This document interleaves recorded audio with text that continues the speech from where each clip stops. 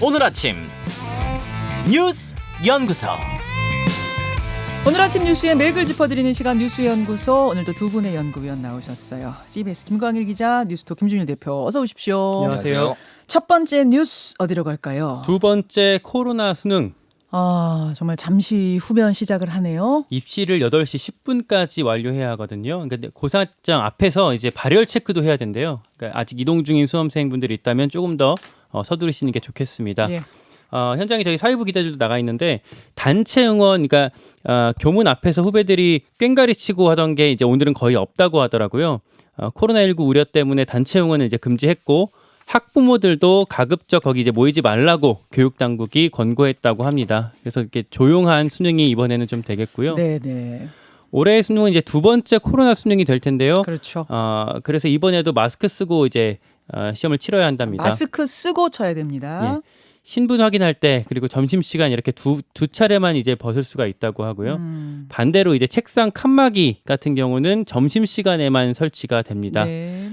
그리고 응시자 중에서 코로나19 확진자가 지금 68명, 또 자가격리자가 105명 있는데요.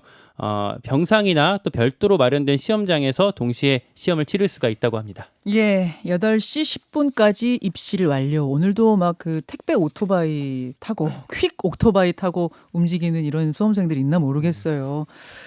김준일 기자. 예.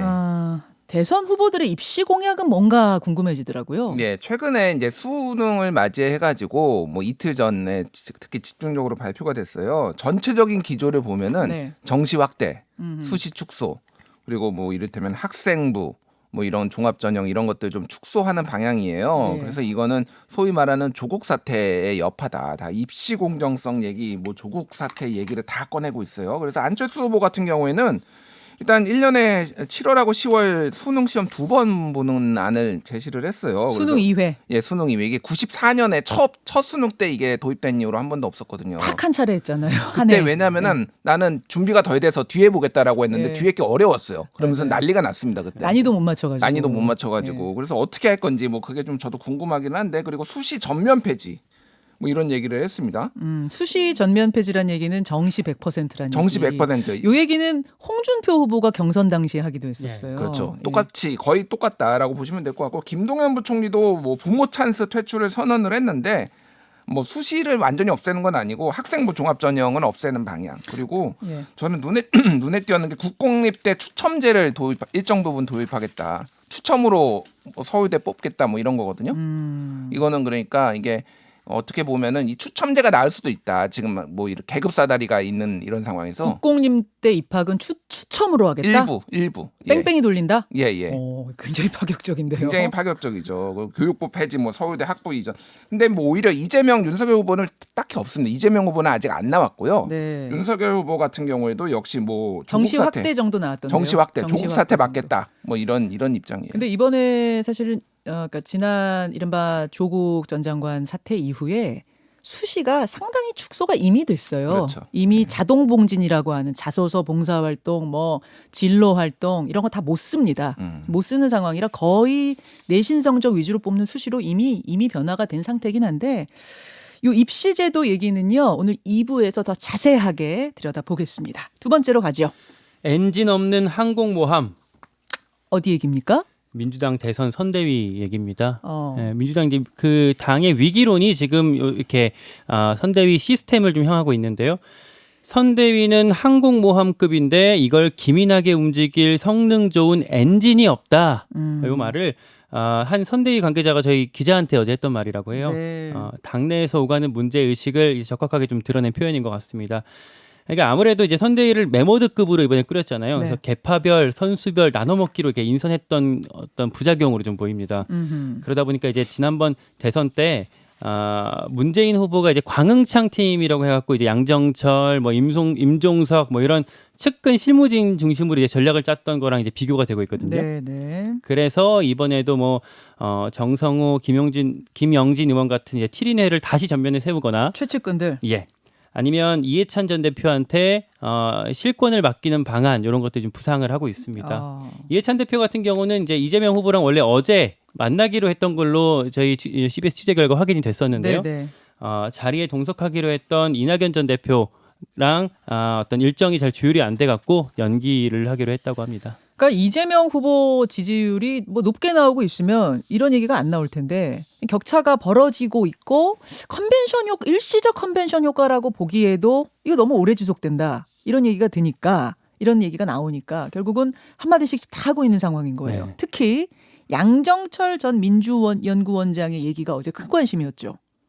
예, 양정철 원장이 어제 이제 초선 의원들을 중심으로 해서 비례대표 의원들을 했어요. 그러니까 지난번에 민주연구원을 하면서 2020년 총선에서 이들이 당선되는데 큰 역할을 한 거죠. 그래서 뭐 이렇게 대선이 넉 달도 안 남은 상황에서 이렇게 유유자적 여유 있는 분위기는 2007년 참패한 대선 보고 처음이다. 유유자적이란 단어를 썼어요. 예. 그래서 해현 경장, 느슨하게 늘어진 활시위나 악기해주를 조여매서 팽팽하게 하는 해현 경장식 대책 마련이 필요하다라고 하고 천막 사태, 그 이제 한나라당에서 했던 천막 사태 같은 비상 상황. 그러니까 천막 당사, 당사. 예, 천막 당사 이런 거는 이런 상황도 이제 이런 대책도 필요하다라고 얘기를 했어요. 다만 이제 선대위에 합류를 하진 않고 조언을 하겠다 이런 건데 이게 뭐 사실 이게 잘 되면은 다 잘 되고요. 안 되면 다 안 됩니다. 원인은 이제 여기저기서 찾는 거잖아요. 근데 이게 대선이라는 게 그런 거죠. 이게 층층이 있거든요. 이를테면은 가장 밑바닥에는 소위 말하는 정권 교체론이 어느 정도 되느냐, 뭐 이런 거가 있는 거죠. 그게 거기에는 이제 뭐 조국 사태, 뭐 부동산 뭐 이런 뭐 논란 이런 것들이 있는 거고 그 위에 이제 후보의 호감도가 있고 그 위에 정책이 있고 네. 그 위에 이제 뭐 선대위가 있는 거 이렇게 있는 건데. 그러니까 지금 가장 빨리 쉽게 할 수 있는 게 선대위니까 선대위 하는 건데 선대위. 그 밑에 문제들이 지금 해결이 됐느냐 그러면은 그러니까 이런 것도 사실은 봐야 되는 거예요. 그래서 지금 전체적으로 보면은 이재명 후보가 이번 주에 어떤 메시지 일정을 줄였습니다. 한 하루에 4개 소화하던 거를 한 2개 정도 했다. 너무 메시지가 또 많이 나오다 보니까 헷갈린다. 집중이 안 된다고 그래서 좀 선택과 집중을 하겠다라는 거고 지금 청년 플랫폼을 해가지고 지금 청년 1만여 명의 국민의 청년에게 찾아간다. 찾아간다. 그래서 리스너 프로젝트를 이제 시작한다라고 합니다. 네. 이게 마크롱 프랑스 대통령이 2017년 대선에서 2만 3천 명 시민을 인터뷰한 그 뭐 위대한 행진을 벤치마킹한 거라고 해요. 그래요. 그래서 좀 더 현장 속으로 가겠다. 뭐 이런 기조를 지금 보여주고 있습니다.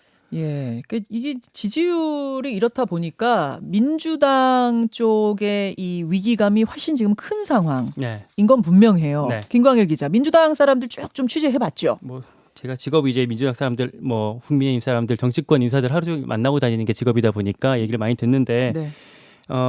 민주당 이재명 캠프 같은 경우에서도 사석에서 또 좀 이제 반응이 좀 엇갈립니다. 이를테면 성남시, 경기도 뭐 이렇게 오랫동안 이재명 이제 지사 후보를 이제 겪었던 근처에 있었던 측근들 같은 경우에는 그 이재명 후보의 추진력을 당이 지금 못 따라와 준다. 후보 혼자 뛰고 있다. 예, 뭐 그런 식의 얘기들을 많이 하고 반면에 여의도 이제 중앙정치 무대에 있었던 국회의원들 같은 경우에는 네. 이재명 후보의 어떤 위험한 이미지가 자꾸 노출되면 안 된다. 이거 좀 당이 좀 방어하고 실드를 좀 해야 된다. 이런 식의 얘기들을 대체로 하고 있거든요. 그러니까 근데 요런 그 양쪽의 좀 얘기가 사실은 좀 이렇게 정교하게 좀 이런 이미지 메이킹이나 전략들이 좀 정교하게 짜여져야 되는데 그러지 못하고 지금 약간 상충하는 모습으로 선대위 전략이나 구성이 좀 흐르고 있는 것 같아서 그러다 보니까 이제 최근에 어떤 그 중심을 잡을 또 방향을 좀 제시할 리더가 좀 필요하다 이런 지적이 좀 나오는 것 같습니다. 그러면서 이제 이해찬 전 대표 얘기가 나오는 건데요. 예. 이 이야기는 잠시 후에 월간 유인태에서 좀 더 해보도록 하고 국민의힘 어제 상황도 정리 좀 해주세요. 그러니까 국민의힘도 지금 똑같이 선대위 구성 문제로 골머리를 좀 앓고 있거든요. 이제 민주당만큼 시간을 오래 여기에 허비한 건 아니지만 상황은 여기도 이제 만만치가 않습니다. 네. 그러니까 원래는 오늘쯤에 이르면 1차 인선을 발표한다고 이렇게 얘기를 했었는데 그렇죠. 이게 다음 주 중반까지로 좀 밀렸습니다. 어제 안 그래도 권영세 의원이 그 얘기 하시더라고요. 20일 넘길 수 있다. 네. 그 얘기 하시더라고요. 네. 네. 그러니까 이게 윤석열 후보가 이제 전반적인 그림을 다 짜갖고 어제 김종인 위원장한테 갖고 갔나 봐요. 근데 김종인 위원장이 이걸 거부하면서 조정이 지금 이루어지고 있는 것으로 파악이 됩니다. 아마 이제 김병준 전 비대위원장이랑 김한길 전 민주당 대표 이름이 여기 지금 이렇게 껴갖고 네. 그걸 이제 김종인 위원장이 좀 불편해했던 모양이에요. 지금의 핵심은 김병준, 김한길의 예. 합류 여부. 어제 밤까지도 기사가 좀 엇갈리면서 나오더라고요. 예. 김종인 위원장이 절대 못 받기로 했다는 이야기와 네. 아니다 합의가 됐다는 이야기 어디까지 파악하고 있습니까? 그러니까 어제 기자들이 이제 김종인 위원장 사무실 앞에 가갖고 윤석열 후보 만났냐 이렇게 물어봤는데 네. 아니 나는 만난 적 없다 이렇게 얘기를 하는 김종인 거예요. 위원장이. 근데 이제 윤석열 후보나 이준석 대표 같은 경우도 다 둘이 만났다라고 지금 얘기를 한 상태여서 이게 뭐야 왜 이 진실 공방이 벌어지냐 이렇게 좀 해석이 됐는데 네. 여기에 대해서 이제 정치권에서는 김종인 위원장이 나는 이거 선대위 구성 자체를 안 본 셈 치겠다.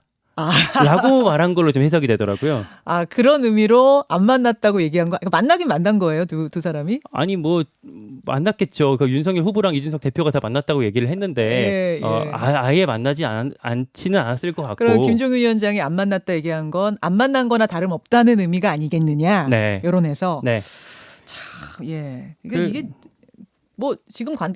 말씀하세요. 그러니까 예, 어쨌든 예. 윤석열 후보 측은 지금 이제 반문에 어떤 빅텐트를 치겠다. 네. 반면에 또 김종인 위원장 쪽은 이제 실무형으로 좀 컴팩트하게 좀 가야 된다. 이런 어떤 의견 대립이 좀 있는 것으로 보입니다.